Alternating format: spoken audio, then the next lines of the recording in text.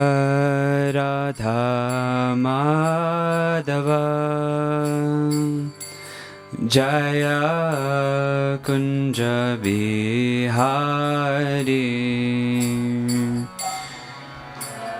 Radha Madhava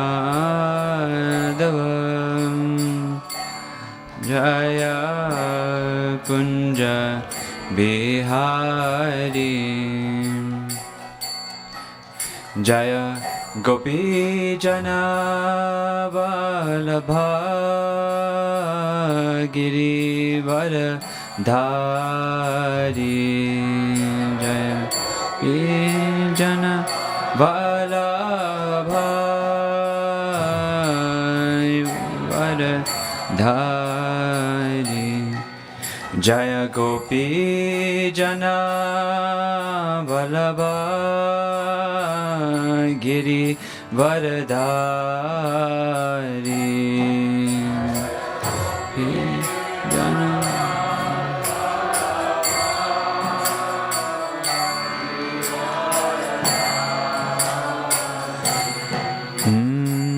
Yashodhanandana Vraja Janaranjana Vrajajana Yashodhanandana Vrajajanaranjana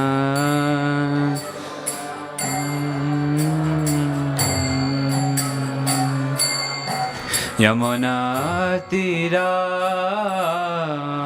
Vanachari Tira Vanachari Yamuna Tira Vanachari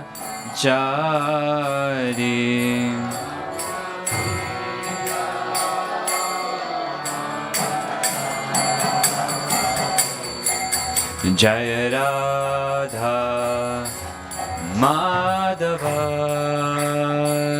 Kunja Bihari Jaya Radha Madhava Kunja Bihari Jaya Radha Madhava Kunja Bihari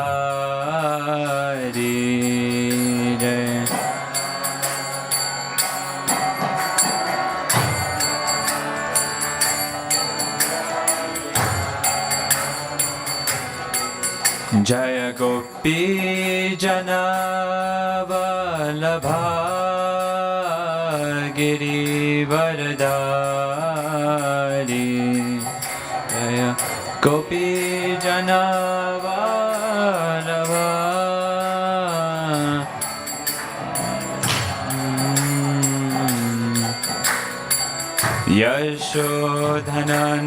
Yashodhanandana Braja Janaranjana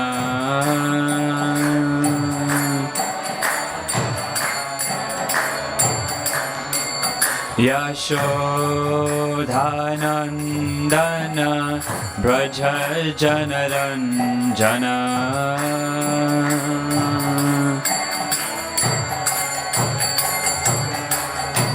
Yashodhanandana Braja Janaranjana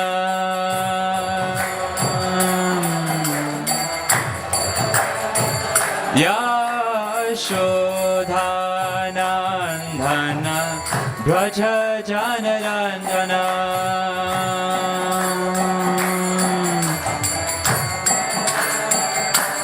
Yamuna Tira Vanachari Tira Vanachari Yamuna Tira Vanachari Yamuna Tira Vanachari Hare Krishna, Hare Krishna, Krishna Krishna, Hare Hare, Hare Rama, Hare Rama, Rama Rama, Hare Hare.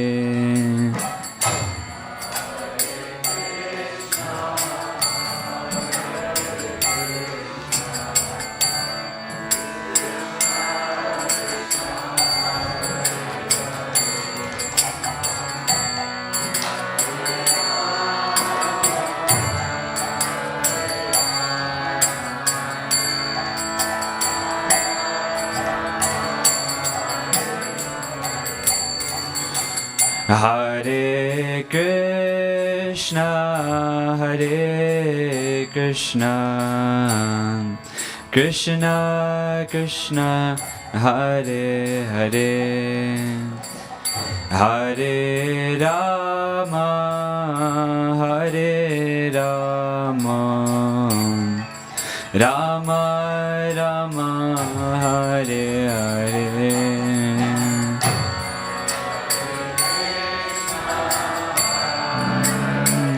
Krishna, Krishna,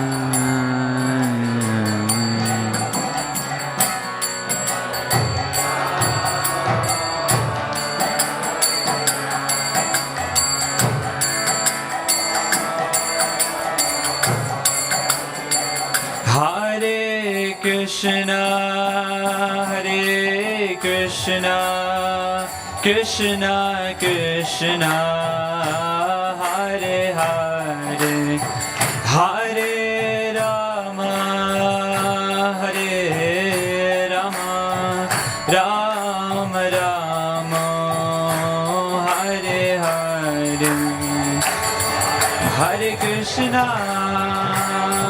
Hare Krishna, Hare Krishna,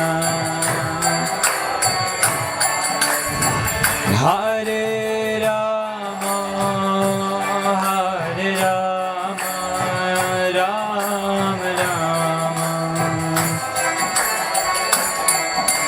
Hare Krishna, Hare Krishna, Krishna Krishna, Hare Hare, Hare Rama, Hare Rama, Rama Rama, Hare Hare, Hare Krishna, Hare Krishna, Krishna Krishna, Hare Hare, Hare Rama, Hare Rama.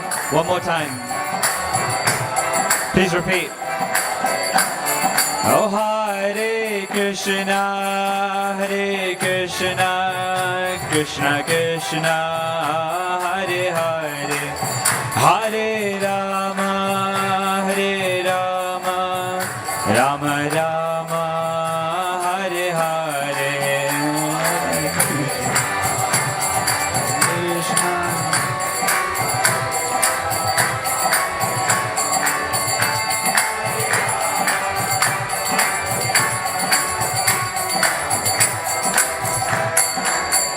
Jaya Radha Gokulananda, Radha Gokulananda, Radhe Jaya.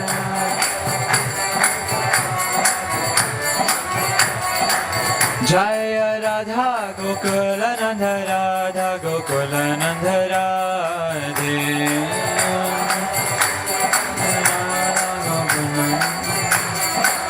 Jaya Sita Ram Lakshman Hanuman, Jaya Sita Ram Lakshman Hanuman.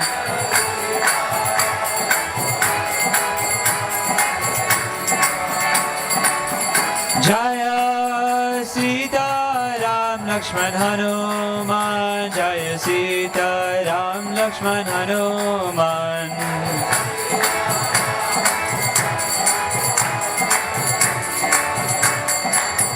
Jaya Jaya Prabhupada, Prabhupada, Prabhupada, Jaya Jaya Prabhupada. Prabhupada, Prabhupada, Jaya Jaya Jaya Prabhupada, Prabhupada, Prabhupada, Jaya Prabhupada.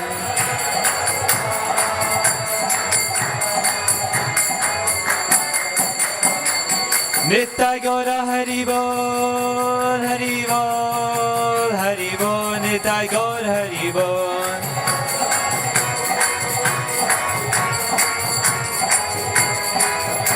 O Nitya Gaura Hari Bol, Hari Bol, Hari Bol, Nitya Gaura Hari Bol.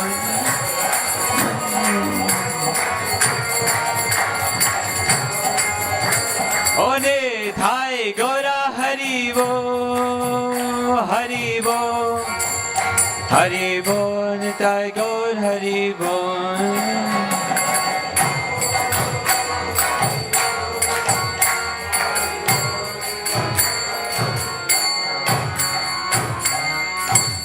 Nitai Gaura Premanande.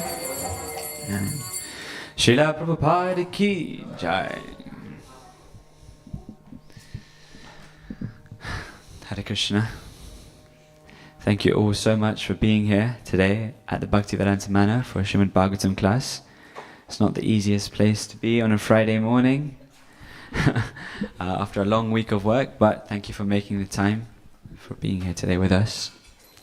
Before I start, I would like to express my deep, deep gratitude to all of my seniors here present and those who have, in my years of Krishna consciousness, shown me an incredible example. It's simply their mercy and blessings that are my only qualification to being here and being asked to share anything. So, Shri Shri Radhika Kulananda ki jai. Shri Shri Sitaram Lakshman Hanuman ki jai. Shri Gaur Nitai ki jai. Shri Prabhupada ki jai. So thank you so much. And I'd also like to request blessings from everyone here present and everyone here listening, so that together we can really churn some valuable lessons from Srila Prabhupada's teachings together this morning. Okay, so we'll just start with prayers. Please repeat after me. Om Namo Bhagavate Vasudevaya. Vasudevaya. Om Namo Bhagavate Vasudevaya. Om Namo Bhagavate Vasudevaya. Narayanam Namaskrityam Naram Cheva Narottamam Devim Saraswatim Vyasam Tato Jayamudiriyet Nashtaprayeshu Bhadreshu Nityam Bhagavata Sevaya Bhagavati Ruttama Shloke Bhakti Bhavati Nashtaki. So today we are reading Canto 3, Chapter 6, Text 1 of the Srimad Bhagavatam. So I'll just recite the verse line by line 3 times, and then I'll ask some of you to give it a shot. Rishi Ruvacha Iti Tasham Swashakti Nam Shati Nam Ashamitya Saha Prashupta Lokatantranam Nishamya Katim Ishvaraha Rishi Ruvacha Iti Dasham Swashaktinam Sati Nama Shametya Saha Prashupta Lokatantranam Nishamya Katim Ishvaraha Rishi Ruvacha Iti Dasham Swashaktinam Shatinam Ashametya Saha Prashupta Lokatantranam Nishamya Gatimishvaraha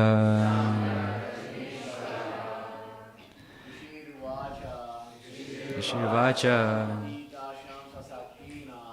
Ititasham Sasaktinam Shatinama Shametya Saha Prashupta Lokatantranam Nishamya Gatimishwara Rishiruvacha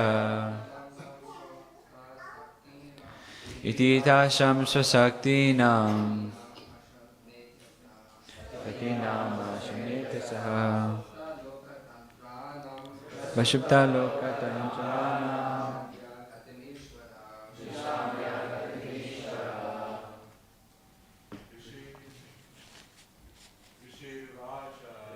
Rishiruvacha Iditasham Susaktinam Yatinam Ashmetya Saha Pashupta Lokatantranam Nishamya Gatimishwara. Machis Rishiruvacha Ititasham Swasaktinam Shatinam Ashametya Saha Prashupta Lokatantranam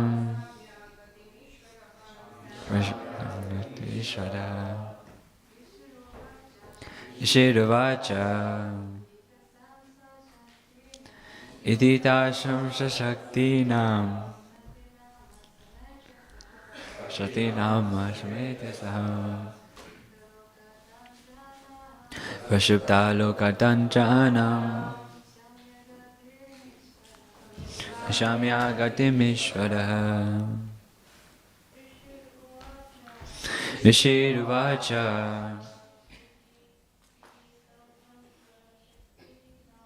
Ititasham Swasaktinam Shatinam Ashmetya Saha Pashupta Lokatantranam Nishamya Gatimishwara. Thank you so much. We'll now move on to the synonyms. Perfect. Rishiruvacha. The Rishi Maitreya said, Iti, thus, Dasham, there, Swashaktinam, own potency, Shatinam, so situated, Ashametya, without combination, Sha, he, the Lord, Prashupta, suspended, Lokatantranam, in the universal creations, Nishamya, hearing, Gatim, progress, Ishvaraha, the Lord. Translation and purport by His Divine Grace, Srila Prabhupada ki Jai. The Rishi Maitreya said, the Lord thus heard about the suspension of the progressive creative functions of the universe due to the non-combination of his potencies, such as the Mahat Tattva. Purport. There is nothing wanting in the creation of the Lord. All the potencies are there in a dormant state, but unless they are combined by the will of the Lord, nothing can progress. The suspended progressive work of creation can only be revived by the direction of the Lord.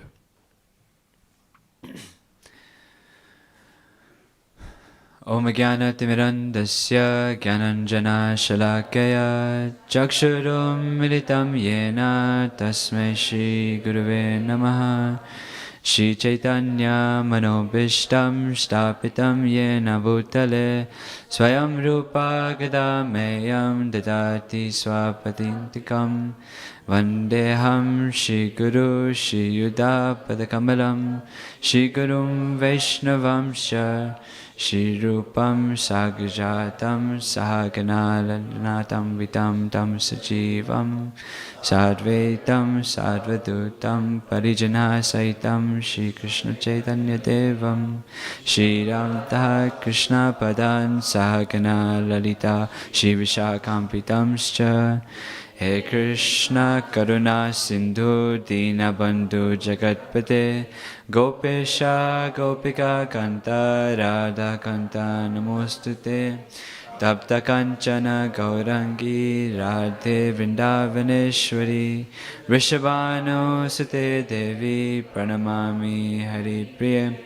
Vancha Kalpatarubhascha Kripa Sindhubhya eva cha Patitanam Pavanebhyo Vaishnavebhyo Namo Namaha Nama Om Vishnu Padaya Krishna Prishtaya Bhutale Srimate Bhaktivedanta Swami Namine Namaste Saraswati Deve Gauravani Prajanine Nirvishesha Shunyavadi Pashyata Deshatarine Jai Shri Krishna Chaitanya Prabhu Nityananda Shri Advaita Gadadhara Shivasadi Gaura Bhaktivinoda Hare Krishna Krishna Krishna Hare Hare Hare Rama Rama Rama Hare Hare.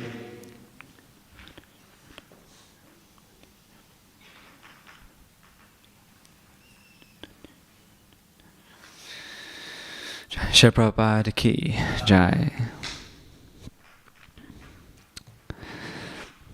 So I'll start with a story.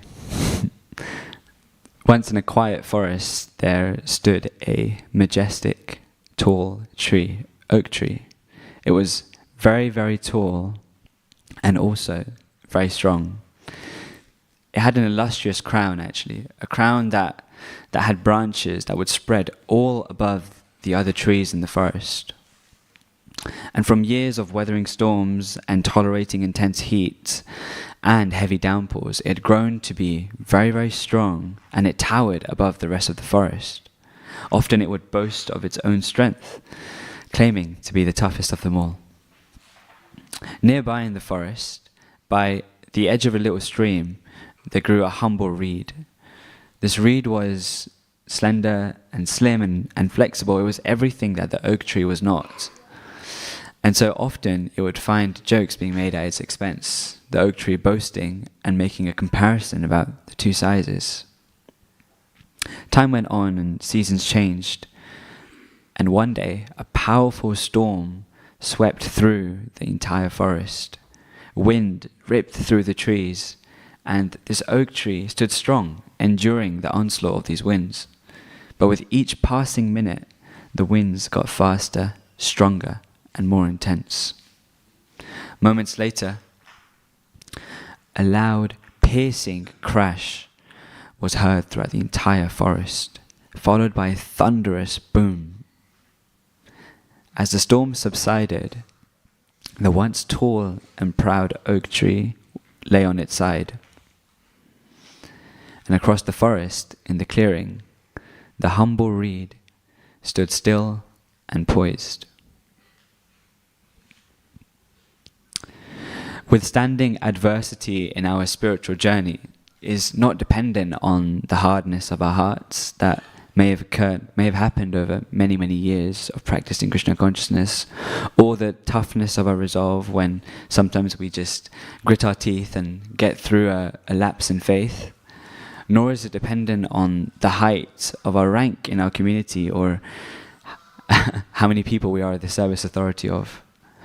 But rather it's the submissive surrender to the will of Krishna and Guru that is our metric. When the winds of adversity challenged the humble reed, its surrender to the direction of Krishna's arrangement is what allowed it to pass the storm. Whereas the oak tree's rigidity, hardness, and arrogance were what led to its demise. To me, in the purport here, Srila Prabhupada is making 3 points. That first, Krishna has given us everything we need. All potencies, are there in a dormant state. Second, the will of Krishna is the driving force. It's what enables us to act, to use what Krishna has given us. And lastly, it's Krishna's direction that enables us to act productively. Essentially, if we use our potencies that have been given for action in accordance with Krishna's direction, it leads to spiritual fruition. The many dormant potencies and even the will of Krishna that enable us to act are like many, many zeros. And acting in accordance with Krishna's direction are what add a 1 in front of those zeros that actually give it meaning. Otherwise, those dormant potencies, no matter how valuable they be, they lay dormant. I think as devotees, we're generally quite clear on the first point, right? That we possess these potencies. Right? How many of us have heard of this before? Maybe in the Gita when we read about the divine and demoniac qualities, or many times when the nature of the soul is mentioned. Right? Quite a few of us have heard of this. Yeah, nodding heads. It's the core basis of a philosophy, that we are simultaneously one, but also different from the Lord, right? In yesterday's wonderful class, His Holiness Bhanu Swami made the point that we as jivas are Shakti of Krishna. Right? We possess the qualities, and it's these qualities that allow us to have a relationship with Krishna and experience the rasa, experience taste. Because taste is in the relationships that we hold. But it's the quantity in which we differ from Krishna. Krishna really hammers this point home in the Gita to Arjuna when he says, Mamai vamso jiva loke jiva bhuta sanatana manaha shastyani indriyani prakriti shtani karshati. The living entities in this conditioned world are my eternal fragmental parts. Due to conditioned life, they are struggling very hard with the 6 senses, which include the mind. So actually we're repeatedly told, right, that we possess all these necessary qualities, and the fact that it's just dormant and we need to awaken them. But I guess the $1,000,000 question is, how do we awaken them? Ananta Gopal Prabhu once told me that true realization means that your actions and behaviors have also changed. If your actions and behaviors don't have a tangible change, then actually you may not have realized what you think you have. And so to awaken these qualities, we need to understand what they are. It requires real understanding. And the way to get real understanding is to go through or be open to purification. Purification requires endeavor and grace, right? So an example of this is when I was recently, I've been reading about creation and trying to study creation a little bit more, and yeah, it's not always been the most rasik experience, right? Creation often it's a quick way to, at least for me, to get a nap when I'm reading about it. But, however, if we endeavor to really delve into the Shastra with humility, regardless of what we're reading, we generally always actually find some instruction being shared with us through Prabhupada. Because one thing, when I started thinking about, okay, what is the instruction here in this reading, which I'm struggling to get through, I actually came across this point that creation is actually there to remind us that everything around us is Krishna's mercy, Krishna's energy. Right? That's one of the reasons why there's such a big emphasis on understanding the universal creation. To hammer home the point that everything around us is Krishna's energy. And the more we try and remember this or keep this in our consciousness, it slackens our tendency to try and enjoy the world around us. It's a really similar effect to when you enter someone else's house, right? Like your behavior changes, isn't it? You all of a sudden become very conscious that the things around you are not yours, and you have to be very careful about whether you break them or how you treat them. You become a lot more respectful. When you think about it, this is actually a massively important point for us to understand in our relationship with the material world, right? That the things around us are not ours, but Krishna's energy, and so we must use them in service, but not get this, false understanding that they're mine and for me to enjoy. And Srila Prabhupada hammers this point home frequently in his purports and many other places in his lectures too. But this incredibly important point would have fully gone over my head if that slight endeavor with a tinge of humility wasn't there to get through. And then along with that endeavor comes, we invite Krishna's grace. But that's why this point of humility is so important, because if I then started to think that, okay, I've read Krishna, I've read your books, Prabhupada, I've read your writings, and so now it's become my rightful claim to get as many realizations as you can give me. It's not exactly how it works. And that's why the point of humility is so necessary. It's a bit like when a child really wants a toy, and so they go to the parent and they say, please, can you get me this toy? And the parent in return says, okay, why don't you wash these dishes? And if they go well, if I'm happy with your work, then I'll buy you the toy.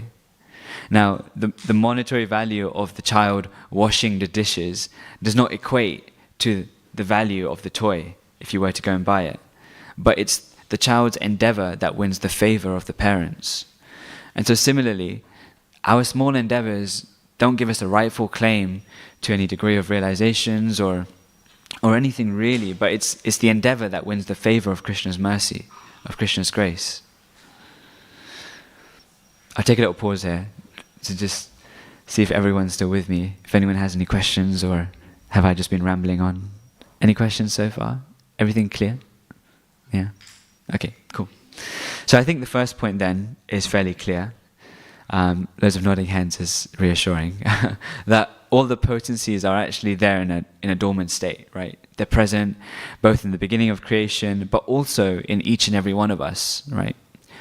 There's a deeper layer to these verses and purports. They apply to us on a much more micro level as well. And we've also done the extension work of seeing how we can unlock or awaken these dormant potencies within us by being open to purification through the endeavor and grace of Krishna. Yeah, there's a question. Yeah, sure. Thank you for your question. Yeah, sure.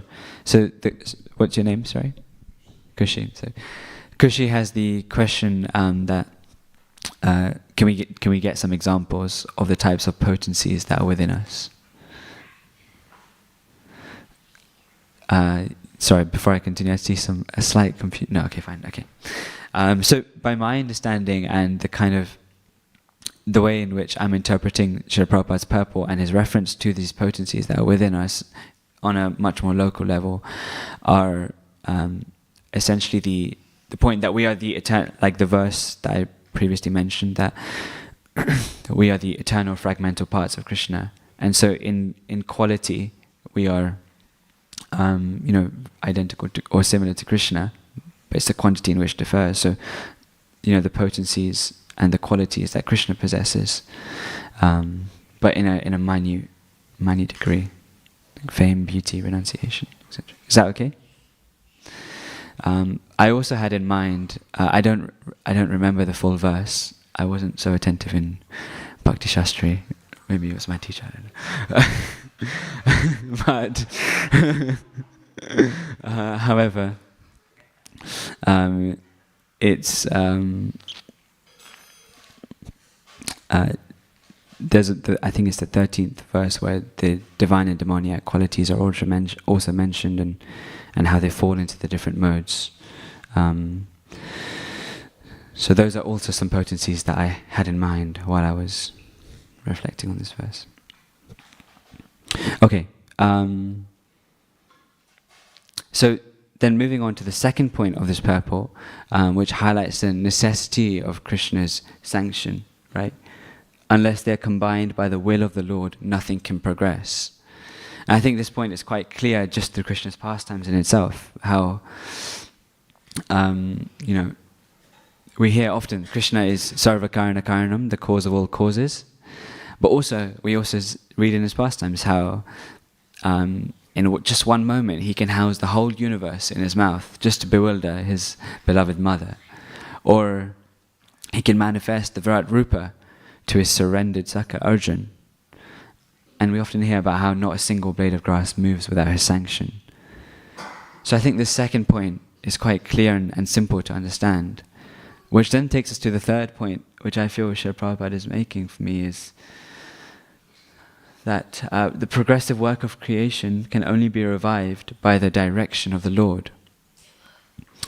And how, in order for us to progress in spiritual life, our actions have to be in line with Krishna's desire, have to be in line with Krishna's direction. And it's acting in accordance with these arrangements, with this desire, that puts that one in front of the many zeros that are these dormant potencies that we possess. But it's the importance of this point which also, to some degree, makes it one of the toughest parts of our journey too, to align our own actions in accordance with Krishna's directions, in accordance with Krishna's desires and arrangements. It's the toughest because it requires putting our own directions and our own desires on the back seat and letting Krishna take the wheel. It requires selflessness. Selflessness, often in the material context, it kind of means it implies a negation of the self, right? It's the opposite of self-absorption. But spiritual selflessness is actually the opposite. It means affirmation of the real self, right? I thought that was quite interesting how selflessness in the material context is the opposite of self-absorption. It's the negation of the self, whereas selflessness in a spiritual context means appreciation and affirmation of the real self. But it's still difficult because developing selflessness is a little bit like learning a new language, and I'll explain. But first, it's important to maybe highlight how difficult it can be to learn a new language. Because you're not only you're actually changing how you see the world around you. And we'll let the curtains open. Shri Shri Radha Gokulananda ki jai, Shri Shri Sita Ram Lakshman Hanuman ki jai, Shri Shri Gaur Nitai ki jai, Shri Prabhupada ki jai. So yes, selflessness. It's a difficult trait, and often it can be compared to learning a new language.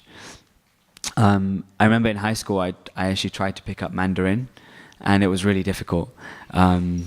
So difficult, I guess I'll just leave it at this story. This one time at work, I tried to join a conversation of two people I thought were speaking Mandarin, and it turned out the whole time they were actually speaking Korean.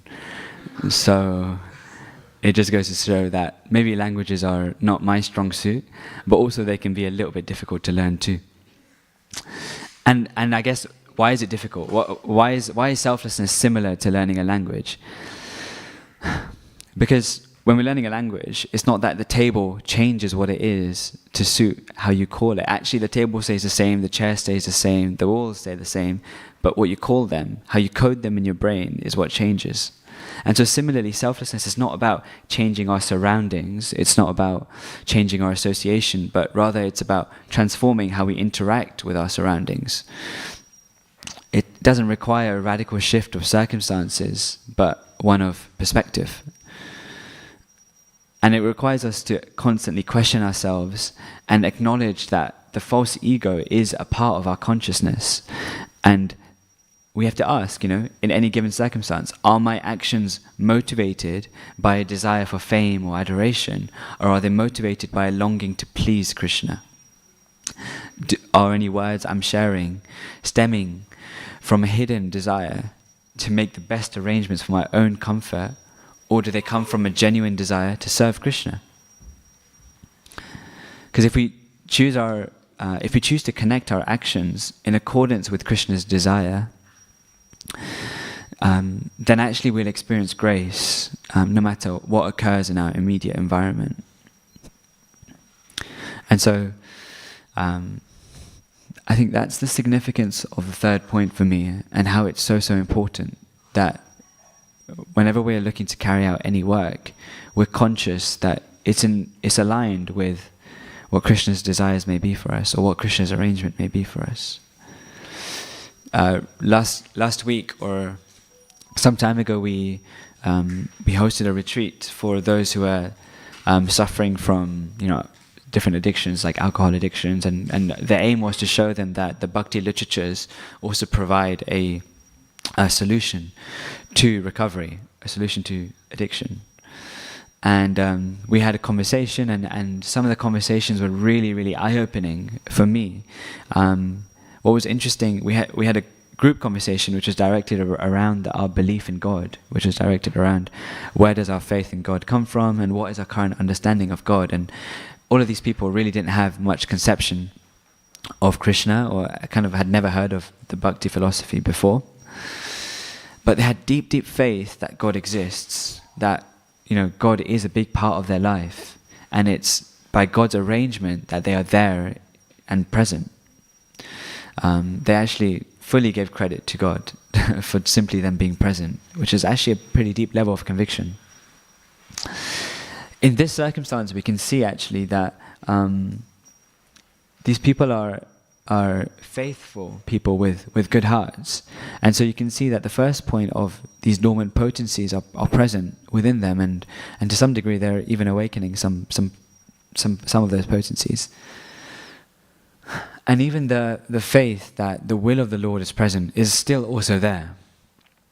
But one thing they shared was that despite this conviction in God, despite this faith in God's existence, they would still relapse. They would still sometimes dip back into their addictions, which is very sad to hear. And for me, it really highlighted the point, and really hammers home the third point that Srila Prabhupada is making in this purport, that we must align our actions in accordance with Krishna's desires, in accordance with what we think Krishna's arrangements are in any given moment. Be conscious of our false ego in our actions, because simply having faith in Krishna's will being the driving force and that we have some spiritual nature is not enough. We have to also be aware of the motivation of our actions and how much does it align with what Srila Prabhupada has laid the example of, and many other of our spiritual leaders have laid the example of in front of us. So these are just some small points that I wanted to share on this purport here. But if anyone has any questions, any comments, criticisms, any additions, then please do share. I'd be very eager to hear. Hare Krishna. Hare Krishna. Thank you for your lecture. I wanted to first ask is, what is the will of the Lord? How do you know if we are actually going with the will of the Lord? Yeah. Otherwise, if we don't know that, then How do you know? most likely we're going against the grain. Yeah. Thank you, Prabhu. It's a beautiful question. A few years ago, I remember when I was first coming to Krishna consciousness, I had this one question on my mind, which was somewhat similar, which was, how do we see what Krishna's lessons are when we are facing adversity, or when we've gone through adversity, right? How do we see what Krishna's arranging for us? If everything is happening for us and not to us, how do we know why it's happening for us? And many of the answers I got took me some time to understand. I still really kind of haven't found solace in some of the answers I've got. And in preparation for this class, I was thinking about this point, and one thing that actually became quite clear to me was that trying to see Krishna's lessons after having faced, or Krishna's will after having gone through adversities, is a far, far, far more painful task than in the first place aligning our actions with what Krishna's arrangement and Krishna's desires are. Because once we do that, then actually everything that happens is and can definitely be considered the grace of the Lord and Krishna's mercy. What I would say to how do we understand Krishna's will and how do we understand Krishna's direction, it can actually be sometimes a fairly nuanced task. But I always defer to trying to find solace in the example of Srila Prabhupada, or the example of my spiritual teachers, or even my seniors. And and introspect before I act, often the answer lies in the motive of our actions itself. How much are my actions being dictated by my own desires for my own fame and adoration, and how much are they actually to serve Krishna? Because our relationship and how we are most happy is when we are in connection with Krishna, in connection with our relationship with Krishna. And Krishna's desire is for us to be as happy and feel that love, feel that connection. So that's why, by my understanding, Krishna's will is anything that would help us rekindle that relationship with Krishna, rekindle that love, that loving relationship. I hope that helps. Somewhat a vague answer, but in any given circumstance, there's many ways to try and figure out the way. Thank you. Yeah. That was my first question. The second question is, why are the potency in a dormant state? Why are they never active? Yeah, wonderful. The question was, why are the potencies in a dormant state? Why are they not active? Do you have an addition? Yeah. Antaranga Prabhu has an addition to that.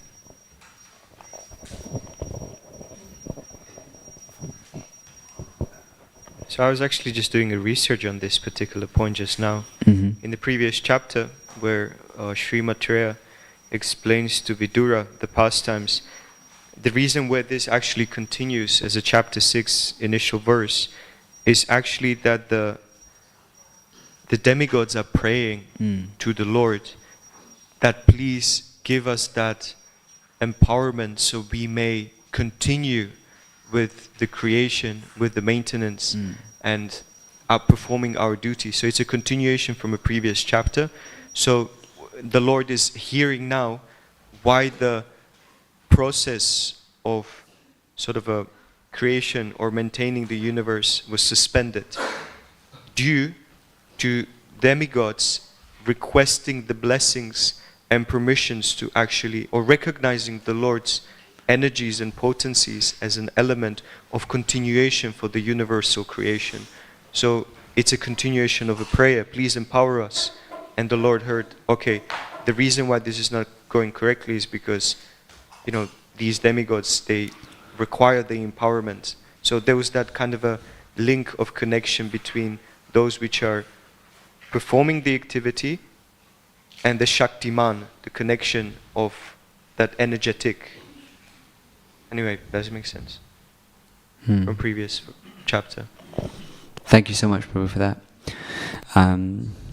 Another point which I was also thinking of, and it was essentially, I'm kind of parroting what Saunus Banuswami mentioned yesterday, that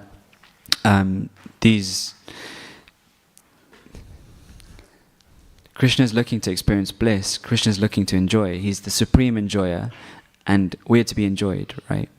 But that relationship between the enjoyer and the enjoyed can only exist, and a relationship can only truly be authentic and exist when there is a degree of free will and action in place.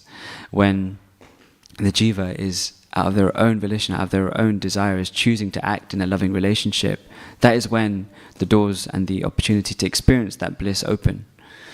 And so similarly, these dormant potencies lie within us, but they still require, but it's because our own initiative is what gives them life. Our own initiative is what gives life to the relationship, using those potencies to rekindle that relationship with Krishna. Does that help? Thank you. Hare Krishna. Prayojana Prabhu has a point. Yes.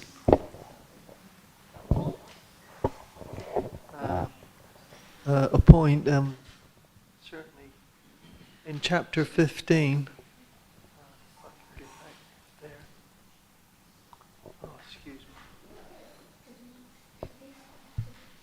Yes. It says, I am seated in everyone's heart. From me comes remembrance, knowledge and forgetfulness. I am to be known by all the Vedas. Indeed, I am the compiler of the Vedas. there are two classes of beings, the fallible and the infallible, in the material world. And every living entity is, in the material world, every living entity is fallible. And in the material world, every living being is called infallible. Besides these two, there is a greatest personality, the Supreme Soul, the imperishable Lord, who enters into the three worlds. Because I am transcendental, both to the fallible, I am the greatest, I am celebrated by most in the Lord. Whoever knows me as the Supreme Personality of Godhead without doubting, he therefore engages himself in full devotional service to me. So, I don't know if that really qualifies it, but there is a goal. We're fallible and infallible, but if we engage in devotional service, we come to Him. Full devotional service. So. Wonderful. Yeah. Okay. Thank you so much, Prabhu. Rasraj Prabhu has a question. 2 questions. Wonderful. 3. Wow. 5. Hare Krishna Prabhu, thank you for that class, and I appreciate it the first time I'm hearing you. What a wonderful class it is. Thank you. My question is that you talked about selflessness being like learning a new language and always checking our motivations behind each action while we're trying to be selfless. So when we find a certain motivation behind a certain action, we found a certain anartha, you could say, then what do you do going forward to remove that anartha? First question. Wonderful. So I'll just reiterate so we're clear on the same page. How do we, when we are introspecting on our actions and our motivations, how do we deal with certain anarthas that may come up in that introspection? How do we process them? Yeah, it's a tricky one, and I think it really depends on what anartha is coming up when, to which degree. I guess the first step that I would like to think that I would do, and one that makes sense, is turn to Krishna, turn to Srila Prabhupada, and turn to our seniors and open our heart. Revelation of the heart, one of the loving exchanges, is our equivalent to our confession. Sharing what's going on in our hearts is the equivalent to our confession booth. Because actually it's when we offload this weight that we're holding in our heart, what's happening is that we're actually breaking the cycle of karma. What's happening is that we're actually breaking that cycle of karma where, that the bijam, the sinful desire or the thought leads to, some form of action, and then that action leads to manifest, unmanifest, and which leads to the proclivity to commit that action again. But if at that first stage we open our hearts to the bijam that is there, we fry that seed of sinful desire, and we open ourselves to blessings, which is such an important thing to do before we go through that whole cycle of committing those actions and then developing the proclivity to, commit them again. So that's why, I think the first step is revealing our hearts, not only in front of the deities or Srila Prabhupada, but also amongst our peers or amongst our seniors, wherever we feel comfortable and trusted. And then secondly, I think it really is dependent on the case by case, whether we're feeling some degree of envy or pride. I honestly believe sometimes it can lead to some slightly uncomfortable conversations, but things like envy or things like pride, especially in our relationships, communication and being humble and honest are the surefire ways to help deal with them. Does that help? Thank you. Yeah, that does help. Do we have time for more questions? Yeah, sure. You mentioned that in the meetings that you had with a few, Yeah. you could say, the people who are having problems, addictions, then most of them said things like, God has done everything for me, and I exist due to Him, Yeah. and I'm grateful to Him. Yeah. My question is, and I don't know if there's Prabhupada's quote regarding this, but since they don't know Him, who He is, could it be called devotion? Or could it be called I don't know, because you know what I mean? I'm trying to get to a level of understanding where they are. They may be in their spiritual journey somewhere, that Shraddha may be there, but if you don't know the person who you're talking about, is it almost like it's completely irrelevant that you're speaking about him? So that's my question. Yeah. Thank you. Hare Krishna. Vishwambara Prabhu's here. So yeah, just to understand again, if people's faith in God is not rooted in the understanding of Krishna, is it still devotion? Is that correct? Krishna being God being a person. Or God being a At least person, is it still devotion? Yeah. Yeah.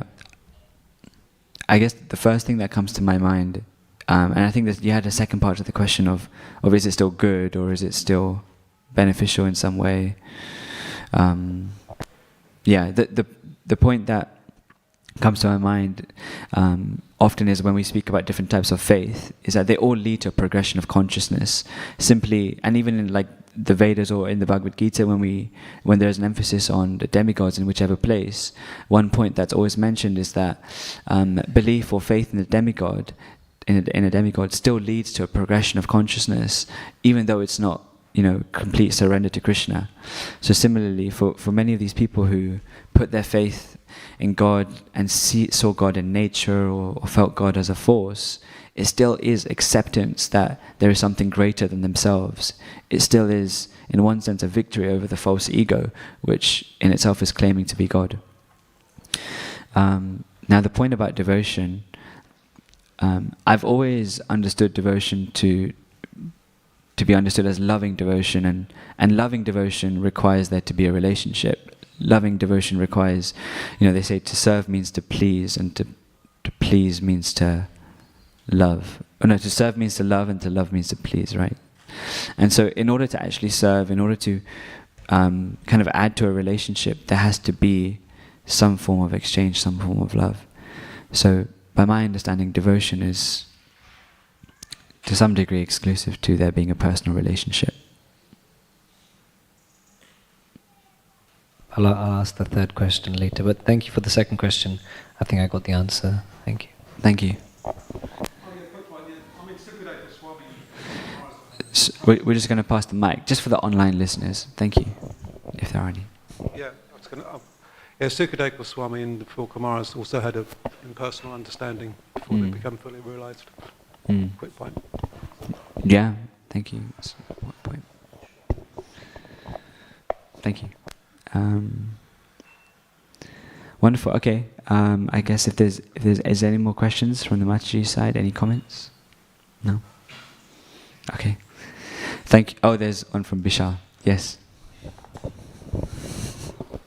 So just a quick follow up on the answer you gave about opening our hearts. You said that opening our hearts breaks that karmic cycle. I was wondering if you could describe like the stages of that cycle. The stages, mechanism, how to... Yeah, sure. Luckily, I had a really good Bhakti Shastri teacher, so I think I remember some parts of it. From the Nectar of Devotion, it's essentially it's bijam, which then leads to which means the sinful desire, or the sinful seed, which then leads to papam, which is the sinful action, which then leads to aparabdha karma, which is unmanifested reaction, which then could take a direction towards prarabdha karma, which is manifested reaction, in which you experience suffering because you get the reactions. Or if it remains unmanifested, and in the example given in Bhakti Shastri was how sometimes if we were to like steal a Mangalarti sweet, we think no one's looking, but actually that unmanifested reaction is there. You know, it will come around at some point. You know, may come in the form of diabetes. It will come around at some point. It will come around. It will come around. But that unmanifested reaction happens, and so. What's really dangerous actually, and this is where I feel is the most dangerous part of the cycle, is that when that unmanifested reaction or doesn't manifest, the mind builds a proclivity to commit that sinful action again, because it thinks, oh, I've got away with it. Next time I can get 2 Mangalarti sweets. And this time it'll be the brown ones, not just a Sunday. I'm going into dangerous territory talking about prasad just before breakfast, but yeah, how does opening up break that cycle? Yeah, essentially it relieves the mind of the weight of that bijam, that seed, that sinful desire, and not only does it relieve the mind, but more importantly, actually, it opens us to the blessings of the devotees. It opens up to their mercy. When we're being vulnerable and we're being open, the most important, the best thing, the medicine for us in that situation is the devotees' blessings. So, yeah, that is how it helps. Thank you. Thank you so much. Srila Prabhupada ki Jai. Jai Gaur Premanande. Hari Bol.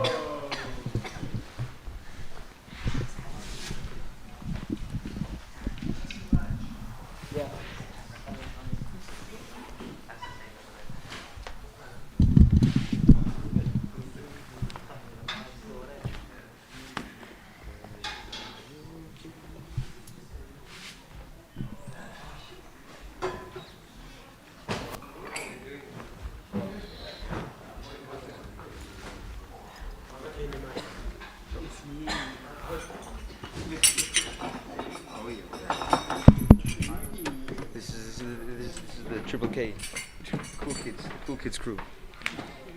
This is the Cool Kids club. You don't go to Triple K, man. What do you mean? You know what I mean? I know. It's like the other day I was in the streets and I met this lady.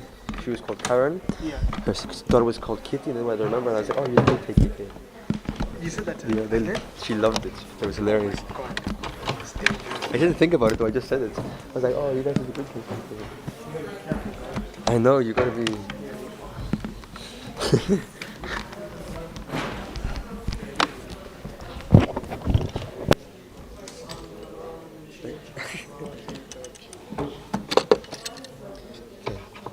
Okay, you wanna get breakfast?